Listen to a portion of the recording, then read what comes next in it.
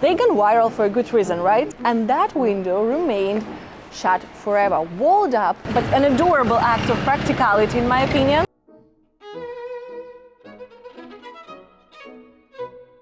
When people think of Florence and windows, usually the first thing that they think of are these little buchetti del vino, the wine windows. They gone viral for a good reason, right? Truly genius Renaissance invention that let you sip your Chianti and get your glass through a literal hole in the wall.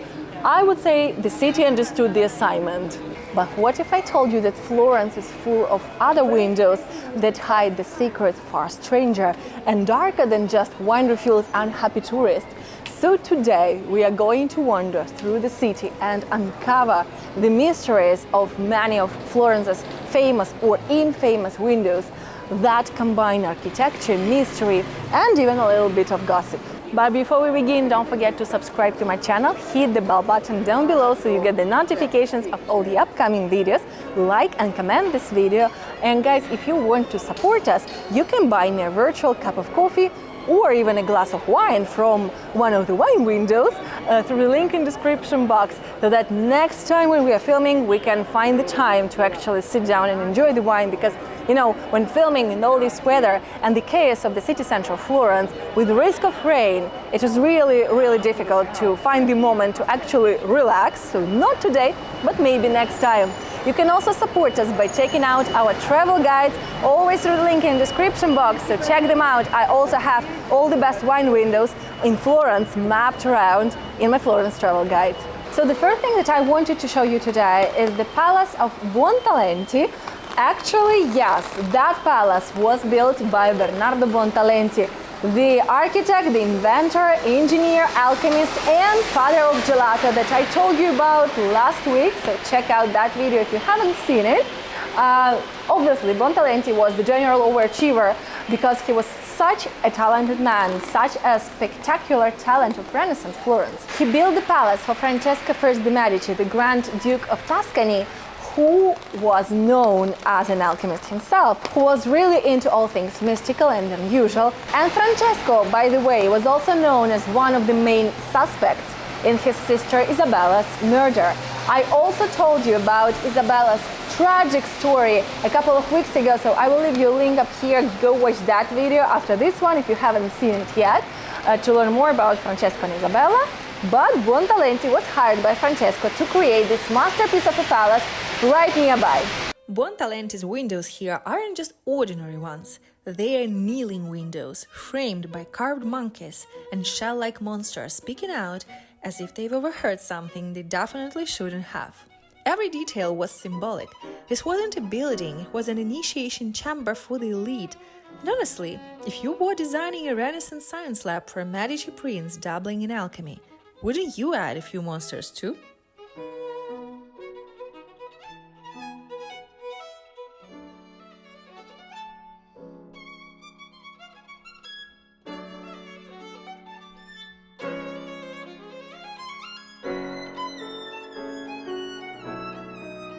This is probably Florence's eeriest piazza because it is home to so many amazing places with incredible stories. But the one I wanted to tell you today is about this building.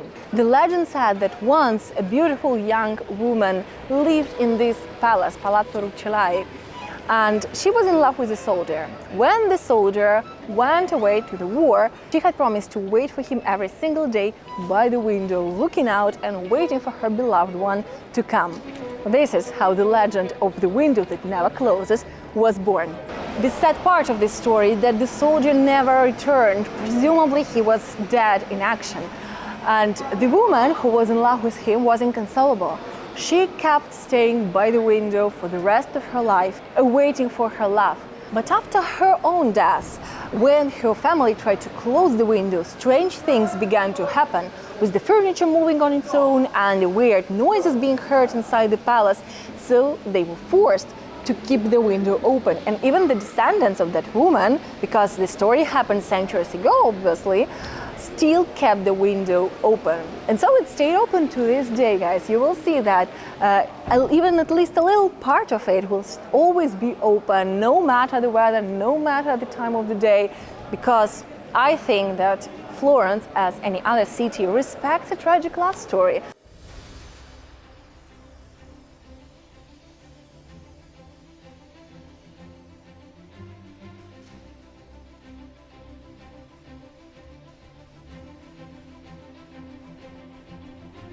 Now from love to treachery, because what a Florentine story without a touch of conspiracy, right?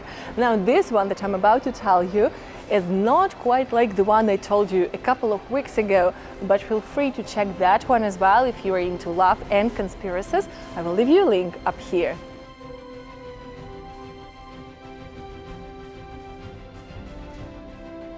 This Palazzo Pucci, once belonged to a powerful ally of the Medici family, until one of them, Pandolfo Pucci, decided to betray the Medici. In 1559, angry over his exile from Florence, Pandolfo hired a sniper who was supposed to shoot Cosimo I de' Medici right from that window, as Cosimo was passing by on his way to the church. The plan obviously failed. Pandolfo was arrested and hanged for treason. His body was left dangling from the Bargello as a warning, because Florence eventually does not forgive easily. And that window remained shut forever, walled up still to this day, as a silent reminder, basically like one of these windows, numerous silent reminders of Florence's past.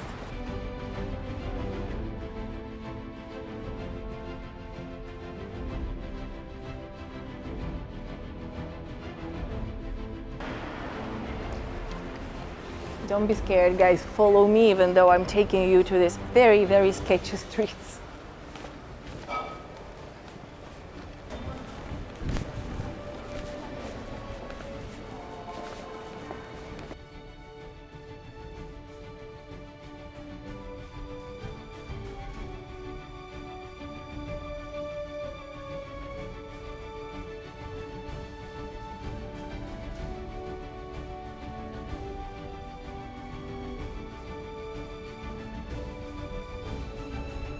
Of course, not every window in Florence hides a dark secret. Here on Via del Moro, for example, you will find these small windows near the taller ones, the normal windows, with thick iron grates, built so that children could peek outside safely, while the adults, the grown-ups, were leaning outside from the taller windows.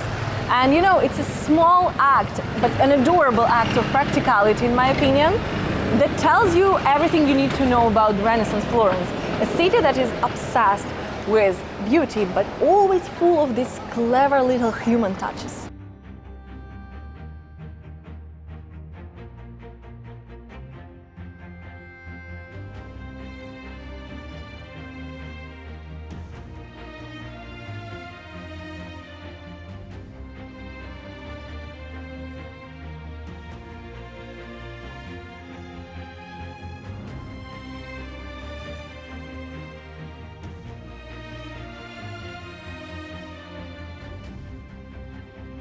Believe it or not, but this building caused scandal when it was first unveiled, because its architect designed these very particular 12 windows divided into 4 sections and framed with the family's motto, per non dormire, so as not to sleep.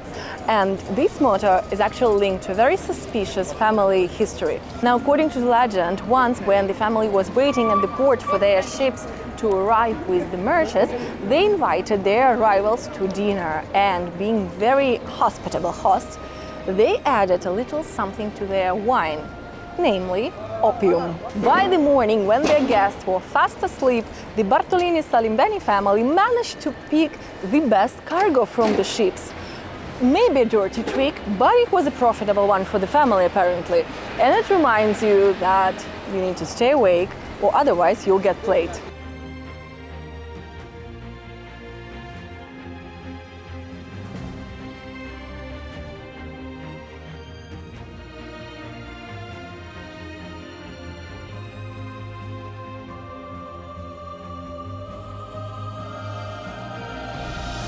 So next time you walk around Florence, make sure to look up, because behind those facades there is 1,000 stories, hidden stories and secrets, from ghosts to nobles who should have really stayed loyal to the Medici family.